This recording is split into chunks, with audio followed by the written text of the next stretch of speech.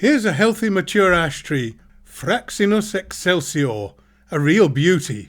The crown shows no sign of ash dieback disease, sadly an unusual sight in 2021, and there are several diseased ashes in the lane opposite.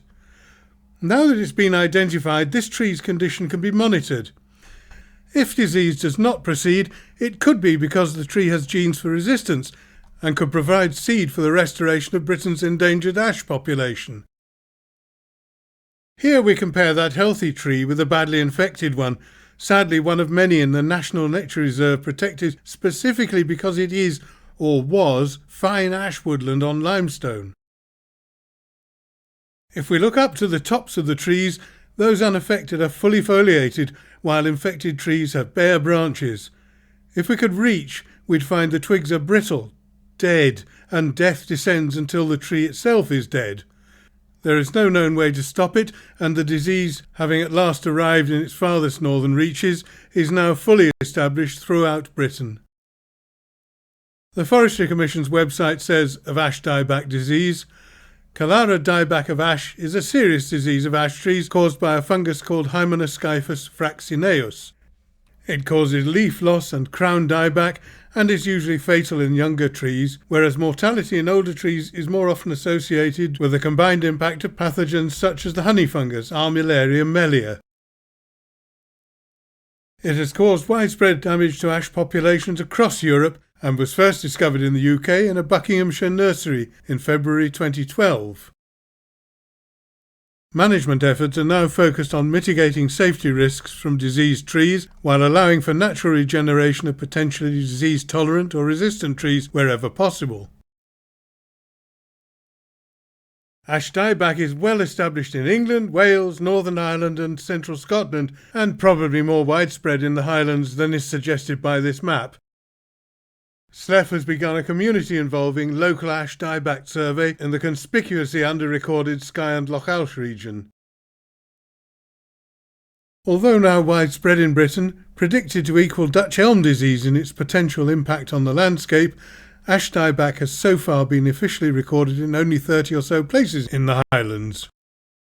The two 10-kilometre square localities emphasised in red here represent just two 2019 sightings by just two local biologists, one near Dewsdale on Skye and the other in the author's garden in Skye Lochalsh. Public awareness is limited, so the map is probably unrepresentative of the actual situation with ash dieback, likely to be pretty alarming. In early summer 2021, the author began noticing many dieback-affected trees near his home, particularly within the village of Ochtertyre and alongside the A87 between Nosty and Ardelve.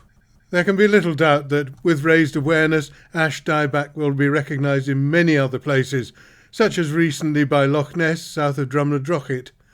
In contrast, during a car window survey during the same outing, travelling the A862 from Inverness to Bewley, no obvious ash dieback was so evident as at the previously mentioned sites, though we note that it has already been recorded there.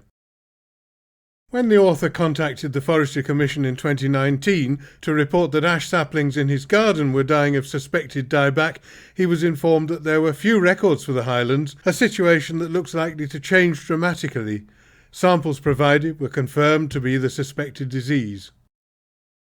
Around the same time, two of us visited a dense colony of young ashes surrounding the fallen carcass of their deceased ancestor. Many, actually most, were found to be suffering from ash dieback, as were groups of saplings farther away in the adjacent woodland. A recent informal survey of the ash trees in Ochtertyre showed that all, mature and sapling trees are affected, many of the latter pretty well dead, or with a final desperate flush of vegetation emerging from the base of the trunk. All of the mature trees have leafless crowns of dead sticks, of varying severity, mostly advanced. The first signs trees infected by ash dieback show is leaves wilting and the withering of terminal shoots. We rarely notice this happening, but we do once the dying shoots turn brown and crisp, falling away, leaving leafless branches which are soon dead.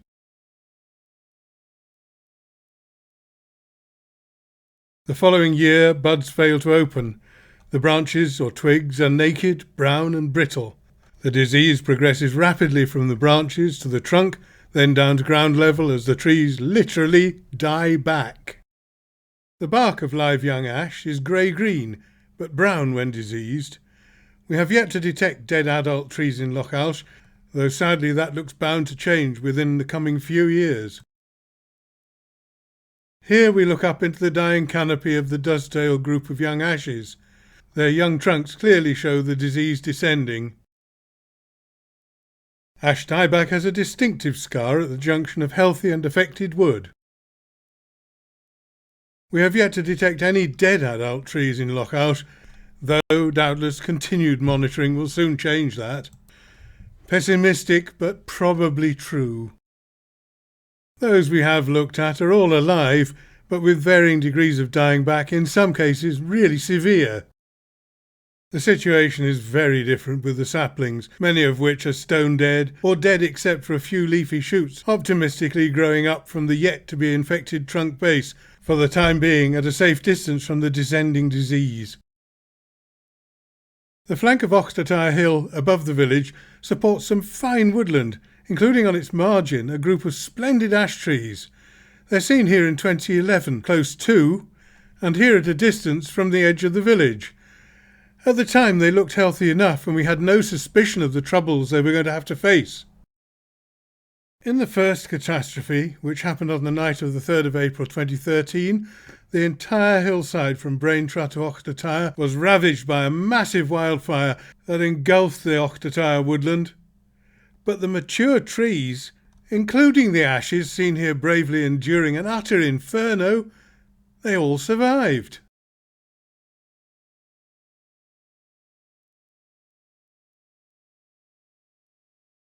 Three years later you wouldn't know there had been a fire, though who knows what subtle ecological damage is not detected by just looking at the scene.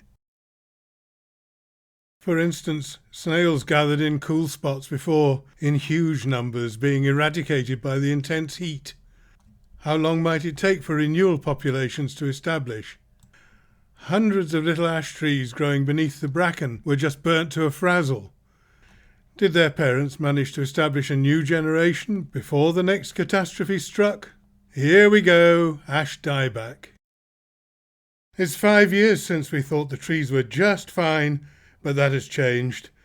The hillside ashes have ash dieback, and we can see that the one on the left is severely infected.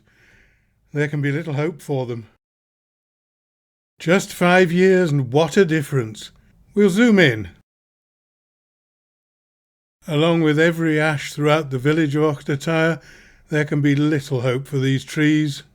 But we'll keep watching in case one of them turns out to be resistant. What can we, the public, do about ash dieback? When Dutch Elm Disease struck, many of the trees were cut down and destroyed.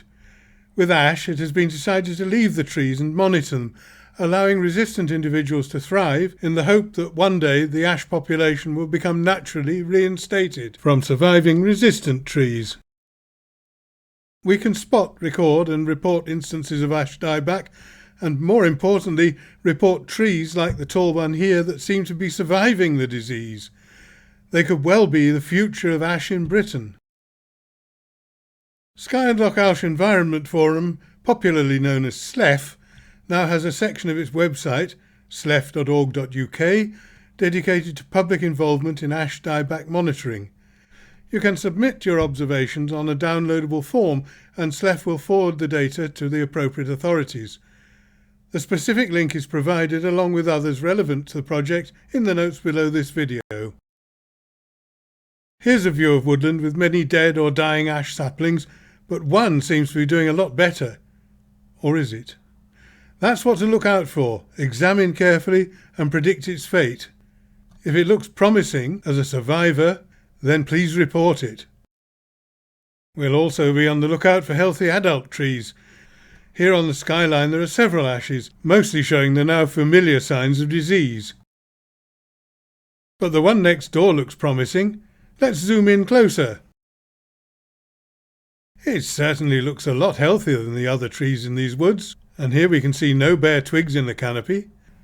If it survives despite having diseased trees next door, well, as with the fine tree shown at the start of this presentation, this one will be worthwhile monitoring over the next few years. I wonder if the birds that flit from infected bough to infected bough are unwitting vectors for ash dieback, carrying spores from tree to tree. Finally, here's an incongruous juxtaposition: mountain ash or rowan growing next to moribund ash saplings. If for no other reason, it's useful to show the botanical differences.